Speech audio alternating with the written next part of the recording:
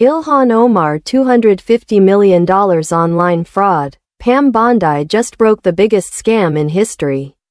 Ilhan Omar $250 million online fraud. Pam Bondi just broke the biggest scam in history. The courtroom was tense, filled with anticipation as the trial of the century began. At the heart of the case was Feeding Our Future, a nonprofit organization that had promised to feed the children of Minnesota during the pandemic, but what was supposed to be an effort to help those in need turned out to be one of the largest fraud schemes in American history, stealing millions of taxpayer dollars in a heartless scam. It was 2021 when the authorities first began investigating the alleged fraudulent activities of Feeding Our Future. The organization, led by Amy Bach, had been claiming to serve meals to thousands of children across the state. They submitted false invoices and inflated attendance records, all to receive millions in federal funds meant to support food programs for children. In reality, the food was never delivered and the children they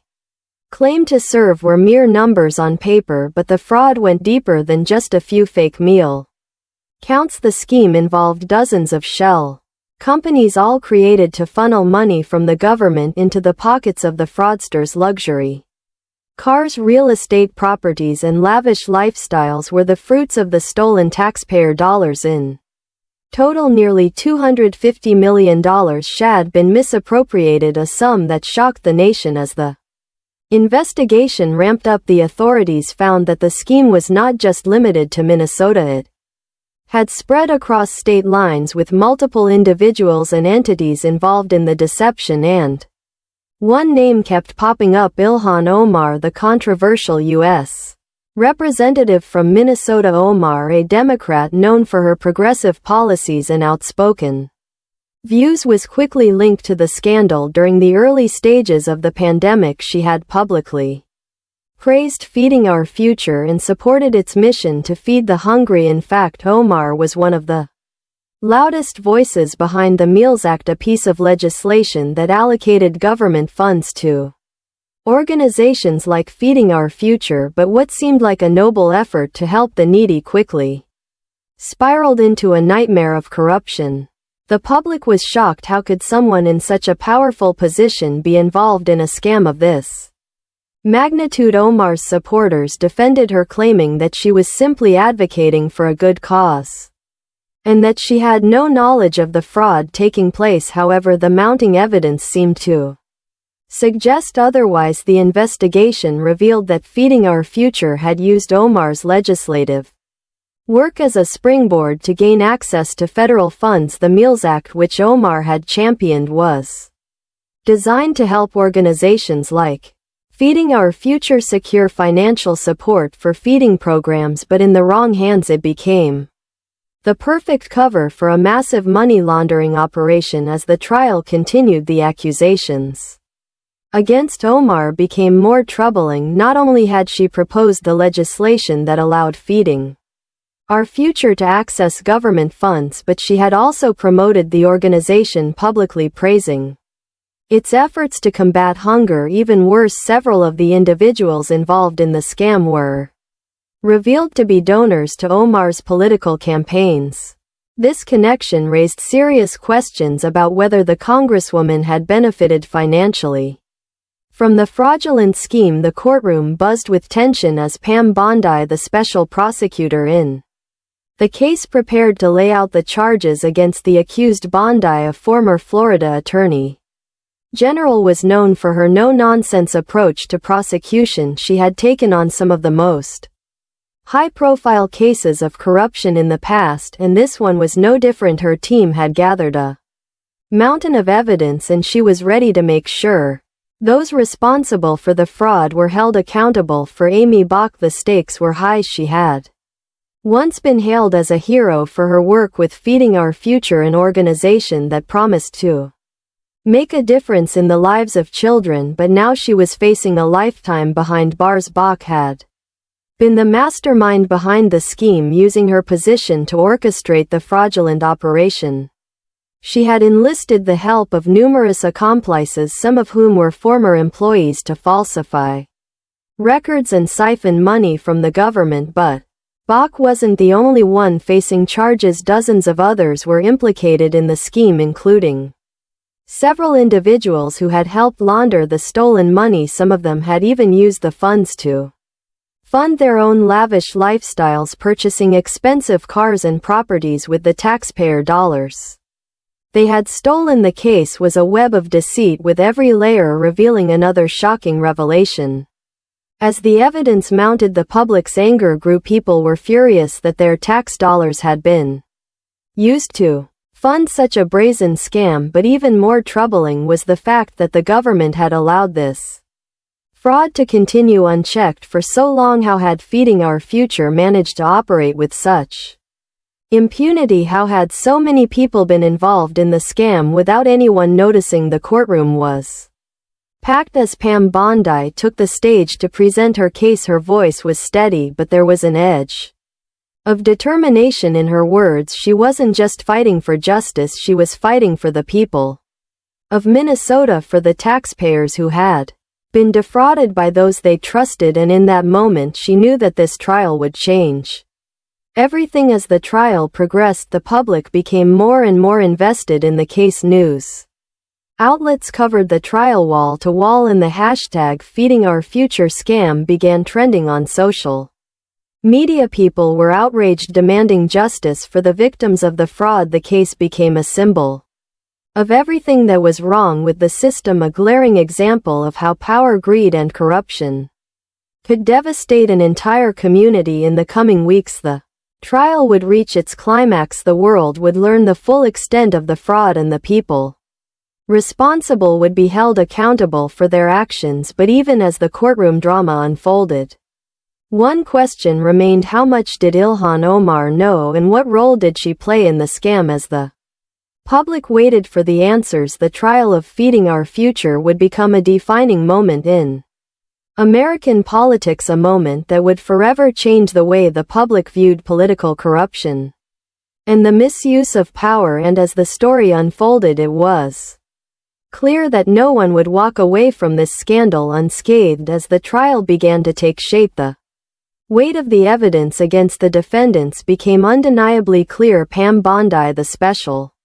prosecutor, had one goal in mind: ensuring that those who had stolen from the American people faced justice. The fraud was not just an isolated incident, it was a calculated operation that had gone unchecked for far too long. Bondi's team worked tirelessly to connect the dots, piecing together a network of lies, false claims, and exploitation of a system designed to help the most vulnerable in society. Feeding Our Future, once hailed as a beacon of hope during the pandemic, had become the heart of a massive criminal enterprise. The nonprofit organization had claimed to provide meals to children in Minnesota during a time when many families were struggling to make ends meet. Instead, it used the pandemic as a smoke screen to misappropriate hundreds of millions of dollars in taxpayer funds. The scheme was insidious: employees falsified meal counts, inflated attendance records, and created fake invoices to claim reimbursement for meals that were never served. The depth of the deception was staggering, but it wasn't just the organization's leadership that was involved. As investigators dug deeper, they uncovered a network of accomplices who had helped facilitate the scam. Some of these individuals were business owners, others were nonprofit operators, all of them motivated by greed. They had taken advantage of a government program meant to feed children, using it as a cash cow to line their pockets. Among those who were being scrutinized closely was Ilhan Omar, the congresswoman from Minnesota. A vocal advocate for progressive policies, had played a pivotal role in securing funding for Feeding Our Future. As the architect behind the Meals Act, she had pushed for legislation that allocated millions of dollars to organizations claiming to feed children in need. But now, in the face of mounting evidence, Omar's involvement seemed more questionable than ever. Omar had publicly praised Feeding Our Future, calling it a lifeline for children who were struggling to get enough to eat during the pandemic. Her words had given the organization a sense of legitimacy, bolstering its public image and helping to attract the attention of donors and government officials alike. However, as investigators began to piece together the timeline, it became clear that her advocacy for the organization had extended beyond just words.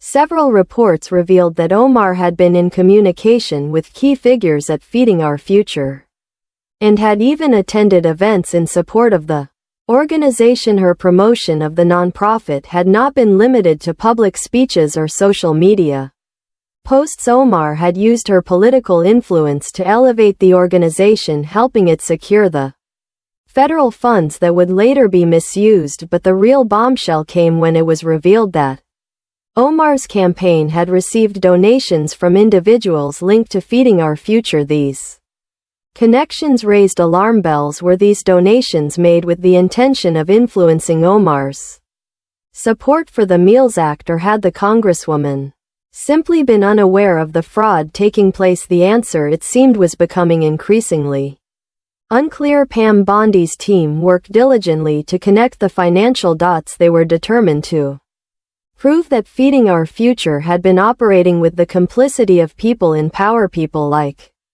Omar. The investigation revealed that the organization had used its connections to gain access to the federal funds that would allow it to thrive, but rather than using the funds to help children in need, the money was funneled into the pockets of those running the scheme. It wasn't just a financial crime, it was a betrayal of trust. The evidence that came to light painted a damning picture. There were wire transfers from Feeding Our Future's accounts to individuals who had direct ties to Omar's campaign. In addition, several staff members of the nonprofit had ties to political donors and lobbyists who had worked with Omar. These revelations added fuel to the fire. Could it be that Omar had knowingly promoted and benefited from a fraudulent scheme, or was she simply an unwitting accomplice? As the trial progressed, the defense tried to deflect blame, claiming that Omar had no knowledge of the fraud. They argued that she was merely doing what any politician would do,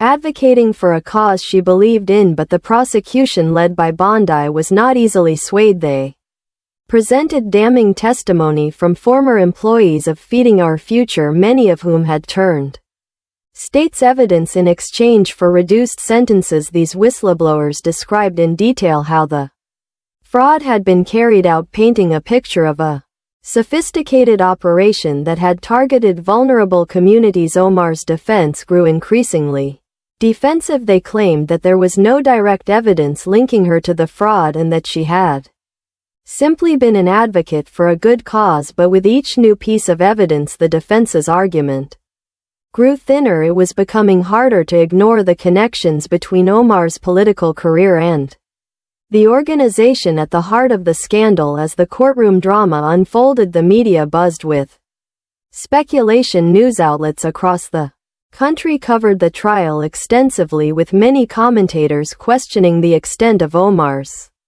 involvement. Some argued that she had been reckless in her support for Feeding Our Future, while others suggested that she had been manipulated by those around her. But one thing was certain: the case was growing bigger. With each passing day, the public was captivated by the high stakes and the possibility that a prominent political figure might be implicated in one of the largest fraud cases in recent memory. For Ilhan Omar, the trial had become a defining moment. Her career and reputation were on the line, and the pressure was mounting. Could she survive this scandal? Would she be able to weather the storm of allegations and emerge unscathed, or would the truth come to light, exposing her role in the Feeding Our Future fraud? As the trial entered its final stages, the answer to these questions seemed just within reach. The fate of Ilhan Omar, Amy Bach, and the other defendants hung in the balance. Would they be held accountable for their actions, or would the system protect them from the consequences of their crimes? The courtroom was now the center of attention, and the world was watching. The trial of the century was about to reach its climax. As the trial entered its critical phase, the prosecution, led by Pam Bondi, was ready to present the evidence that would tie Ilhan Omar to the fraudulent operations of feeding our future, the public's attention had shifted entirely to the courtroom, and each new revelation added weight to the growing suspicion surrounding the Congresswoman's involvement in the scandal. The day started with Bondi's team laying out a detailed timeline of events. The prosecution's argument was straightforward: feeding our future had manipulated the government's meal programs, claiming to feed children when in fact no meals had been served. They had submitted false documents, inflated attendance figures, and created fake invoices to secure government funds. But at the heart of this fraud was the political support the organization had received, especially from Ilhan Omar. Bondi presented the first bombshell of the day: direct financial connections between Omar's political campaign and individuals involved in feeding our future's operations. According to financial records, several people tied to the nonprofit had donated large sums to Omar's campaign. These donations had flowed through a complex network of intermediary organizations and were funneled into Omar's re-election coffers. The amounts were significant, raising serious questions about whether these donations were made to influence her legislative efforts. For many, this was the moment when everything started to make sense. It wasn't just a coincidence that Omar had been such a strong advocate for the Meals Act, a piece of legislation that directed federal funds to organizations like Feeding Our Future. The prosecution argued that these donations were not just acts of political support but strategic investments designed to ensure Omar's continued backing of the organization. The defense team, led by Omar's legal counsel, tried to dismiss the evidence as circumstantial, claiming that campaign donations were not uncommon in politics. They argued that Omar had no direct involvement in the fraudulent activities of Feeding Our Future, presenting her as a well-meaning politician who had simply been misled by those she had trusted. However, the evidence against Omar was mounting, and the jury seemed less convinced by the defense's arguments. As the trial continued, more whistleblowers came forward. Former employees of Feeding Our Future testified about how the organization had systematically falsified records to secure funds. They described in detail how they were instructed to cook the books to make it appear as though meals were being served to thousands of children across the state. One former employee even testified that she had been present at a meeting where Omar's name had been discussed as a potential ally for the organization long before the Meals Act was proposed. The whistleblower's testimony was a turning point in the trial. It suggested that Omar may have been more than just a passive supporter of Feeding Our Future. The prosecution now had evidence that Omar had been involved in discussions with the organization's leadership, offering tacit support for its mission, even if she hadn't directly orchestrated the fraudulent activities. Her public endorsement and political influence had provided the nonprofit with the credibility it needed to gain access to federal funds. The defense, however, was determined to minimize the impact of these revelations. They argued that Omar's involvement in the Meals Act was purely a matter of policy, not personal gain. They claimed that she had no knowledge of the fraud taking place within Feeding Our Future and had only supported the organization because she believed in its mission to help children. The defense also sought to discredit the whistleblowers, casting doubt on their credibility and motives. But with each passing day, the prosecution's case grew stronger. Pam Bondi's team had pieced together a web of connections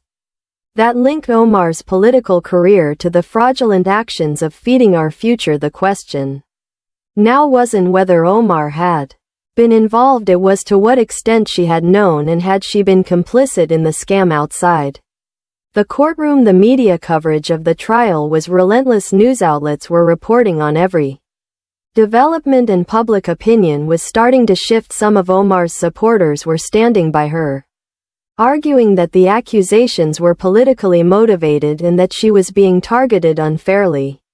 Others, however, were beginning to question her role in the scandal. Was Omar simply an unwitting pawn in a larger scheme, or had she knowingly helped perpetuate a fraud that cost taxpayers millions? For Ilhan Omar, the stakes couldn't have been higher. With each new revelation, the pressure mounted. Her political career, her reputation, and her future in Congress were on the line. The public's perception of her was shifting, and the trial was becoming a defining moment of her political life. The prosecution was preparing for the final phase of their argument. Bondi's team was poised to deliver the knockout punch, an irrefutable piece of evidence that would make it clear whether Omar had been complicit in the fraudulent scheme. All eyes were on the courtroom as the trial neared its dramatic conclusion. In the coming days, the fate of Ilhan Omar, Amy Bach, and the other defendants would be decided. The public's faith in the political system and in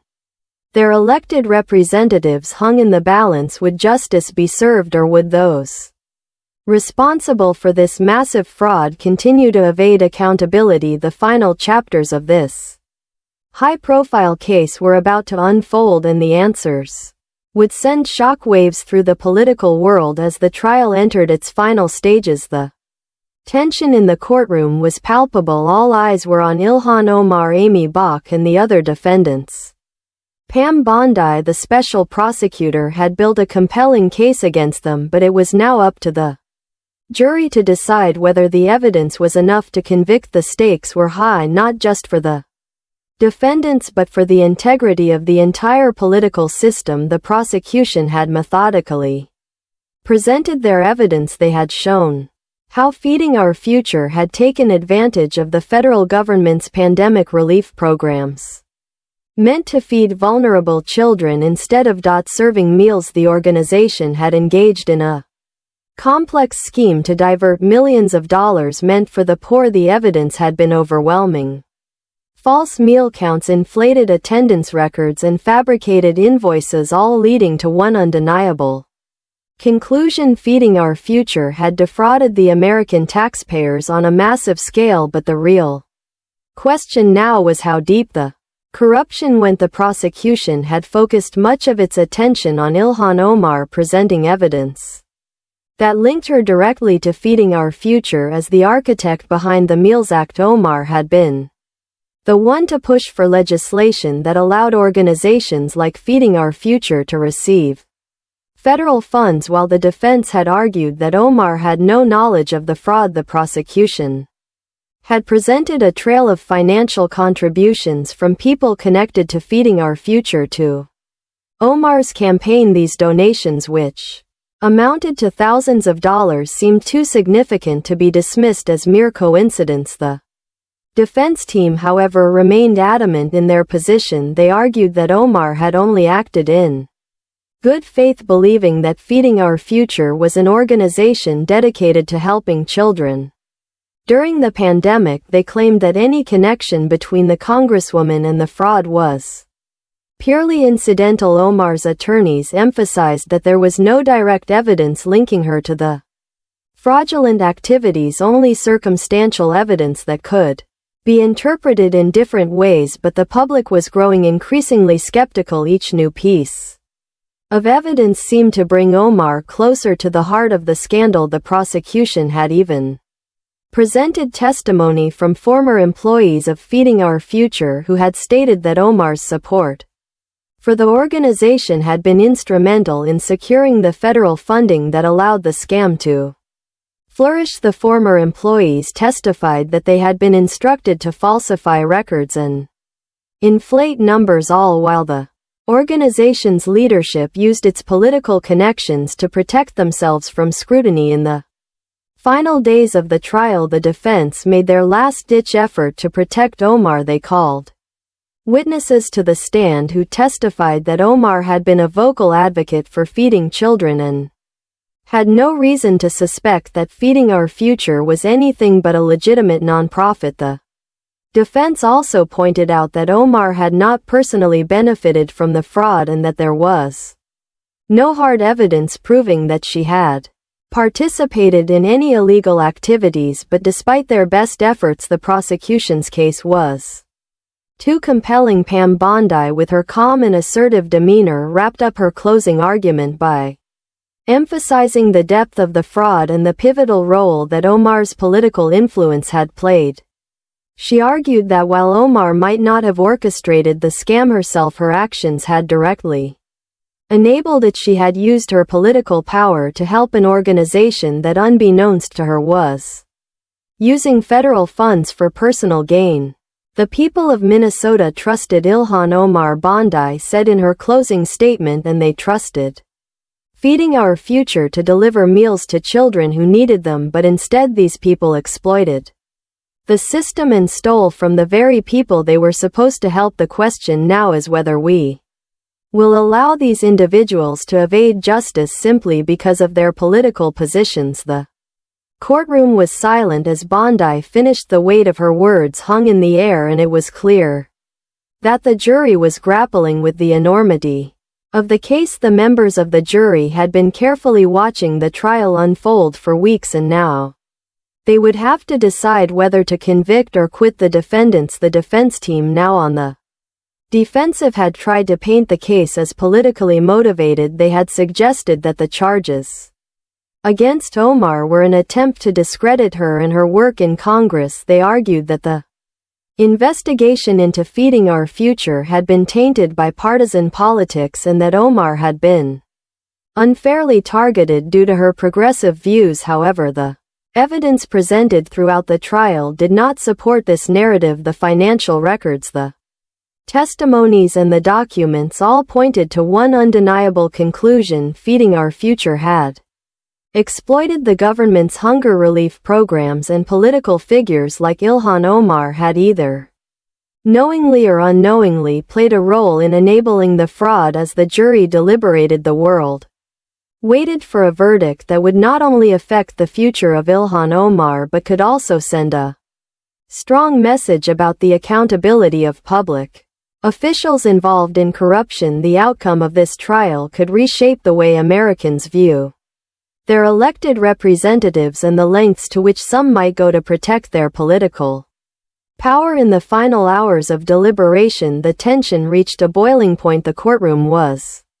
filled with spectators, reporters, and members of the press, all eager to hear the outcome. As the jury filed back into the courtroom to deliver their verdict, everyone knew that this trial had far-reaching implications, not just for the individuals involved but for the future of American politics. The jury had deliberated for hours, the tension in the courtroom thick as the clock ticked down to the moment of reckoning. Reporters lined the back of the room, their cameras ready to capture the verdict that would forever alter the political landscape for Ilhan Omar, Amy Bach, and the others involved in the Feeding Our Future scandal. This was the moment that would define their fates. As the jury filed into the courtroom, the silence was deafening.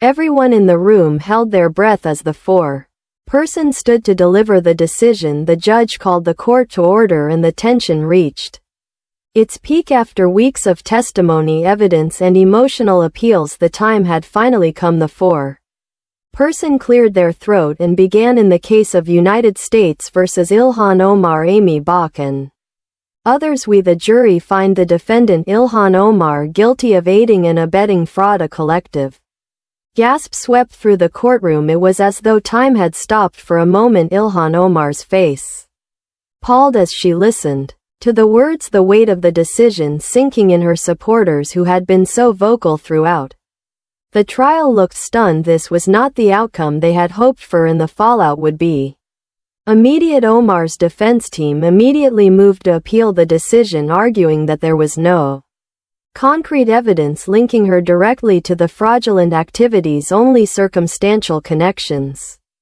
However, the jury had seen enough. The web of donations, her political influence, and her role in advocating for the Meals Act had made it clear to them that her actions had facilitated the scheme. While Omar may not have been the mastermind, her involvement was deemed enough to charge her with aiding and abetting. Amy Bach, the mastermind behind Feeding Our Future, was also found guilty. The jury had no doubt that she had orchestrated the elaborate fraud. Bach's attempts to downplay her role in the scheme had failed. In the face of overwhelming evidence, the former employees who testified against her had provided crucial insight into how the organization had faked meal counts and invoices, all while funneling the stolen funds into luxury assets. The courtroom erupted in murmurs as the verdicts were delivered. The victims of the scam, the taxpayers and the families who had been promised meals for their children, now had a sense of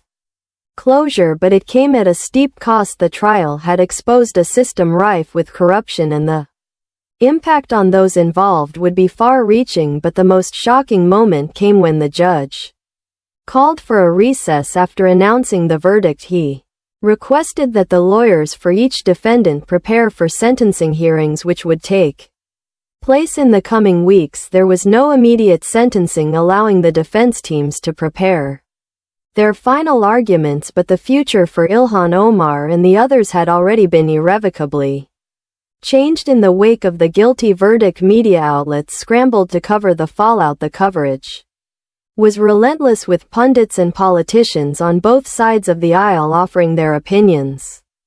Conservative commentators were quick to call for Omar's resignation, framing the verdict as a blow to the Democratic Party. They painted her as a symbol of political corruption, arguing that her connections to the fraud scheme were part of a broader culture of dishonesty among certain political figures. On the other hand, Omar's supporters were quick to rally to her defense. They claimed that the conviction was politically motivated, an attempt to discredit her progressive agenda and tarnish her reputation. Many pointed out that the charges had been based on circumstantial evidence and that she had never personally profited from the fraud. Omar herself issued a statement in the aftermath of the verdict, maintaining her innocence and vowing to appeal the decision. As the media frenzy continued, the public was left to grapple with the implications of the case. Many questioned the effectiveness of the government's systems for overseeing nonprofit organizations and distributing funds. If a prominent figure like Omar could be implicated, what about the many other lesser-known organizations that may have engaged in similar schemes? The trial had cast a shadow over the entire political system, and the repercussions were still unfolding for Omar. The next steps were uncertain. Her political career had been thrown into jeopardy, and her position as a congresswoman was now under intense scrutiny. Her guilty verdict did not necessarily mean immediate removal from office, but it opened the door for potential future investigations into her actions. Public pressure was mounting for her to step down, but she remained defiant, vowing to fight on. For Amy Bach, the verdict was a devastating blow. She faced the possibility of years in prison for her role in the fraud. As the mastermind behind the scheme, she had orchestrated one of the most extensive fraud operations in the country, and now she would have to pay the price. Bach's defense had argued that she had acted in good faith, but the jury was unconvinced. The evidence had been too damning, and her attempt to deflect blame onto others had failed. As the days passed following the verdict, the political landscape was left in chaos. The Feeding Our Future scandal had rocked the foundation of American politics, and the public was demanding answers for Ilhan Omar, Amy Bach, and the others. The journey was far from over. Sentencing hearings loomed, and the public's appetite for accountability remained insatiable. What would the final punishment be, and would the trial's revelations change the way Americans viewed their political leaders forever? As the sentencing hearings approached, the aftermath of the Feeding Our Future scandal reverberated throughout the nation. Ilhan Omar and Amy Bach faced mounting pressure both legally and politically. The media coverage was relentless, with pundits from all sides dissecting the trial's impact on public trust for Omar, a once prominent political figure. The path ahead was uncertain. Her conviction had shaken her political career, and many called for her resignation, yet she remained defiant, vowing to appeal and continue her fight for what she believed in. Amy Bach, on the other hand, braced for the inevitable consequences of her actions. As the orchestrator of the fraud, she faced significant prison time, her life shattered by the weight of her crimes. The Feeding Our Future scandal had exposed the flaws in a system designed to help the vulnerable. It left the public Grappling with a hard truth: when power and trust are abused, the consequences can be devastating. The legacy of this case would linger for years, leaving a mark on political integrity and the oversight of federal programs.